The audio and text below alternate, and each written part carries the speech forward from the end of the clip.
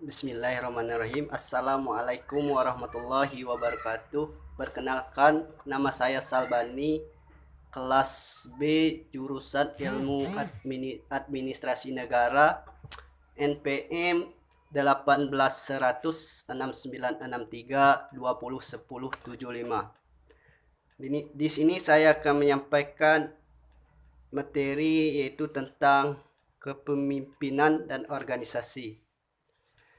Kepemimpinan tanpa organisasi atau wadah maka hanya sebatas konseptual kepemimpinan. Konsep-konsep tersebut butuh tempat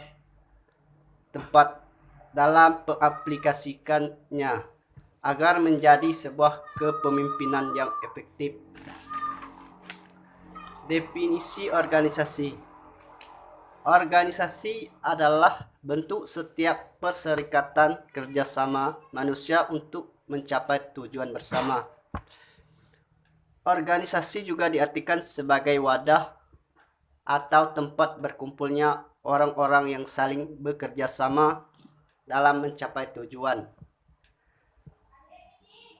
Pertanyaannya, sejak kapan Anda mengenal organisasi?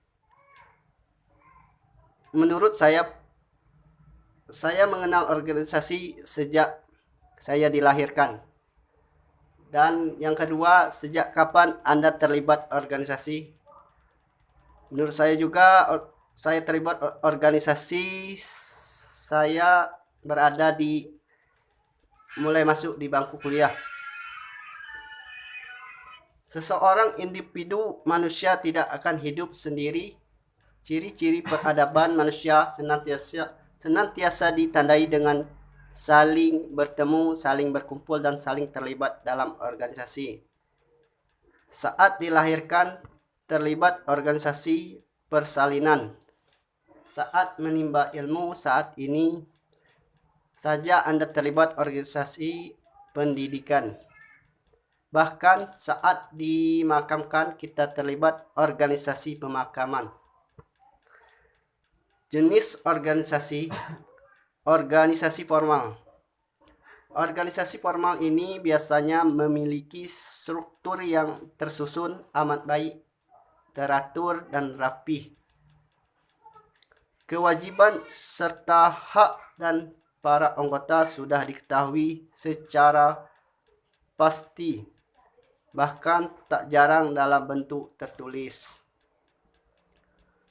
Contoh organisasi formal antara lain adalah organisasi dalam pemerintahan suatu negara, organisasi yang mengembangkan suatu bisnis atau usaha, dan sebagainya. Organisasi informal. Perbedaan dengan organisasi formal, organisasi informal ini kadang tidak memiliki tujuan atau visi misi yang spesifik. Karena itu aturan-aturan pun kadang masih tidak begitu diperhatikan, sehingga sifatnya lebih fleksibel ketimbang organisasi formal.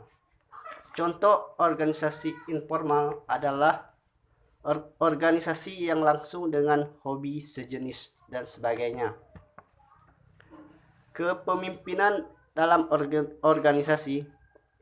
Organisasi adalah suatu kelompok orang yang sedang bekerja ke arah tujuan bersama di bawah kepemimpinan.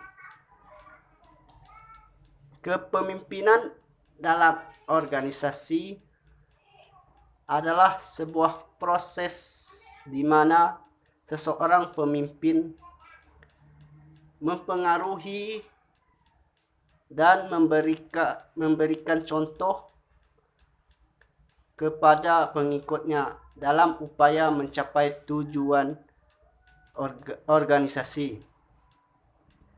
Ada beberapa sikap pemimpin dalam organisasi yang perlu diterapkan oleh seorang pemimpin, di antaranya: 1. Menjalin kedekatan dengan anak buah, mendapat respek bawahan. 2. Memberikan semangat dan motivasi dorongan positif bawahan. 3. Memberikan kepercayaan dan tanggung jawab.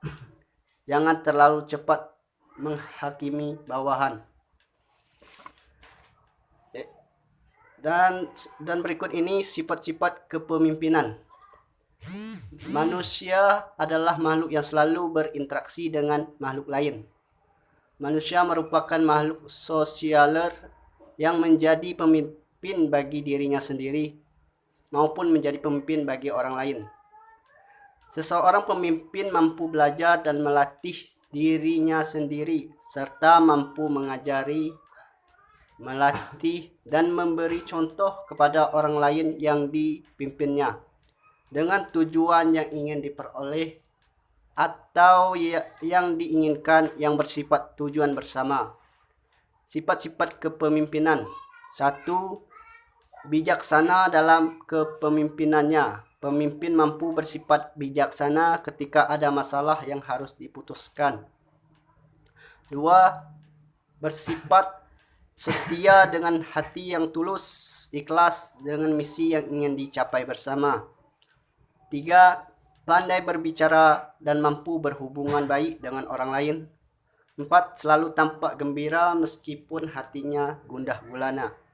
5.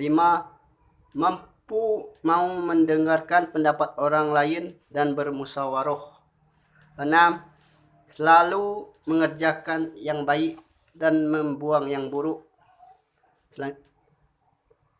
Dan selanjutnya, fungsi kepemimpinan ialah memandu, menuntun, membimbing, membangun, memberi, memotivasi kerja, mengarahkan organisasi, menjalin jaringan komunikasi yang baik, memberikan pengawasan yang efisien, dan membawa para pengikutnya kepada sasaran yang ingin dicapai sesuai dengan target dan perencanaan.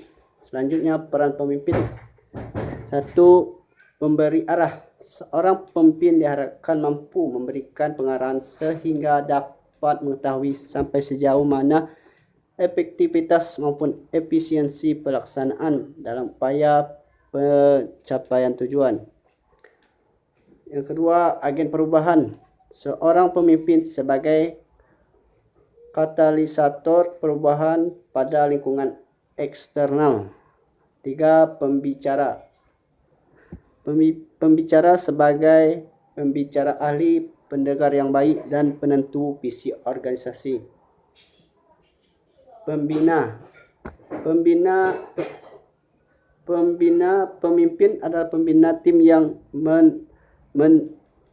memberdayakan individu-individu dalam organisasinya dan mengarahkan perilaku mereka sesuai visi yang telah dirumuskan. Itulah yang dapat saya sampaikan. Wabillahi taufiq wal hidayah. Wassalamualaikum warahmatullahi wabarakatuh.